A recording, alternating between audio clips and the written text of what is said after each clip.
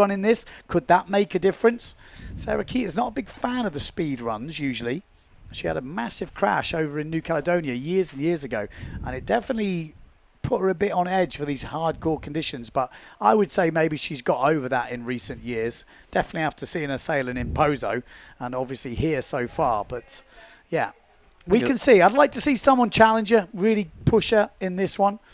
Let's see how it goes. I think sailing a slalom board in this sort of weather, it's a lot about confidence and having your tuning all set nicely. And we had a question about why more people aren't starting at the pin.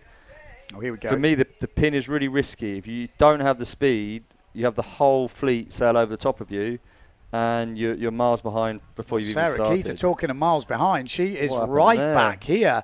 Not over over the line, but Marion Mortefont has pinged the start. Has she got the speed to hold off Sarah Keita off ringer? Van der Veen looking good down this first reach as well. We're going to go into this speed course. I have a feeling we're going to see some carnage because that speed course is not easy to navigate. At the front of the fleet, Van der Veen flying down, Marion Mortefont, Sarah Keita is coming back, Gibson's quite far back, Lemaitre coming through. Look at the speed of Justine Lemaitre as she goes around the top mark. So the French girls are really taking this one down. Sarah Keita pretty sheeted out, and the problem is with that, you get loose on the board. So Justine Lemaitre is going to go round in first place. Then we've got Marion Mortefont.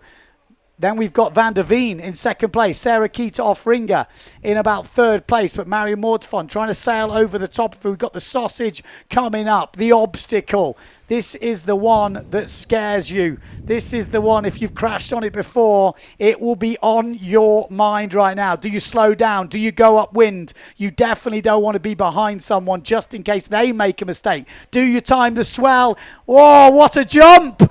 Not a good jump from Van der Veen. It's a crazy crash. Great jump from Sarah Keita off ringer. Lemaitre looked really good. Mortefont's over. Gibson's over. It's only Van der Veen, and that was a big crash from Van der Veen. Lemaitre, could she do it? Could she be the rider to take the first victory other than Sarah Keita in this Slalom-X discipline? She's still got a long way to go, and we know how quick Sarah Keita is, but Justine does not back down. I think if anyone's going to do it, I've got my. She just. She's hardcore, man. She is absolutely hardcore. She is leading the foil slalom at the moment, and no doubt about it, even if she can't win this Slalom-X discipline, she is going to want to win an elimination. And she has a quick look over her shoulder as Sarah Keita is homing in. We've got 2 jibe marks to go. Sarah Keita looking like her wants an inside line. Justine gives herself some room. So Lemaitre round in first place. Says it's 23 metres between them, but Sarah Keita has gone inside. You couldn't quite see from that other angle, but Sarah Keita gets a nice jibe on the inside, but it isn't over yet. That outside jibe mark is hard for everyone, Sarah Keita included. No guarantees of making it round without going in the water, and Justine is powering down this reach. It's definitely not all over as we come into the last jibe mark. Justine's going to go for the inside, no doubt about it. She wants the win. She's had 2 second places in the last 2 eliminations. Sarah Keita needs a mistake if Justine's going to get it. But what a jibe from Sarah Keita off ringer. No doubt about it in the end. Sarah Keita off ringer. Can anybody beat her? She is absolutely dominant in this Slalom-X format. I mean, it's combining a bit of freestyle skills with that jump. She's obviously got the speed. I mean, it's pretty hard. Her skill set is so... I mean, she could probably race with the guys. She'd beat me, that's for sure. Absolutely. Would she beat you? Would she be allowed in your wake? I sailed her quite a bit in Gran Canaria before the race, and going out, she was like killing me. So yeah. She is definitely a force. Sarah Keita offering the queen of female windsurfing.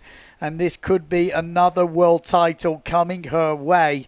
Adds to the list of all of them. But Justine Lemaitre, great race from her. Second place here in Slalom-X. Feels like a win right now. Oh. And here we go. Big battle between Jenna Gibson and Marion Mortefont. It looks like Mortefont's going to hold on. Gibson pushing through at the end. But Mortefont gets third. And Gibson settles for 4th place. I think, like, I mean, Sarah must just have such a confidence that she knows that she's got the speed, she's got the jibe in, she's surely confident jumping over any obstacles, so she can just be relaxed. I mean, look at the start. Look, she's she's not pushing, is she? 50 meters behind, just cruising, and then when she needs to, boom, she puts the hammer down. You saw her just lining up the jibe. Scary, the skills of that woman. Yeah. You know, it really is hard. I mean, absolute. Is it generational talent when you're like, for how many generations is it? What's a generation these days? That's 100 years, is it? No, but I mean, how old is she? Oh, Van der Veen with probably the worst crash we've seen on that sausage. And Sarah Keita just rubbed salt into the wound by... oh, my life. That was just a full poleaxe. Wow. Oh, that was... oh, it's difficult to watch. Because if you don't go upwind, it's very difficult to get the lift under the board. She hit that so straight. Yeah. Just a little turn upwind would have given her a bit of lift under the board. Because, you know, people think jumping's all about the sail. If you get the lift under the board, especially at this sort of wind, that's what we missed. That neat little jibe, just cut inside. But for sure, she was preparing for that way before, just like not pushing too much. This jibe on the last mark, I mean, didn't need to, but just killed it. Yeah. Sometimes it's almost easier when you do actually just drive the jibe through. Cuts through the chop, and it's when you kind of take it easy and kind of like open up a bit and it starts bouncing, and it's tough. Yeah, she's happy with that though. Second, good race from Mortefon as well. Fight with Gibson.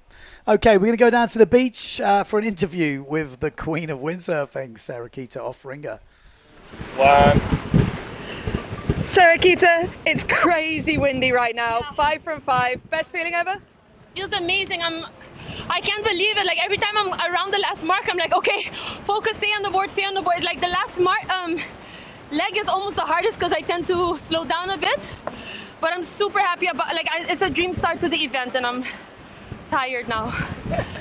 Everyone's been crashing. You've stayed on your board. Is there a secret to that? I think just hyper focus and not stressing too much. It's like, but trusting yourself and your abilities, and the jump was getting easier every time. Like I was a bit better at picking the chop, so yeah. It's been amazing to see, and yeah, congratulations. Thank you so much. Thanks. Back to Ben and John.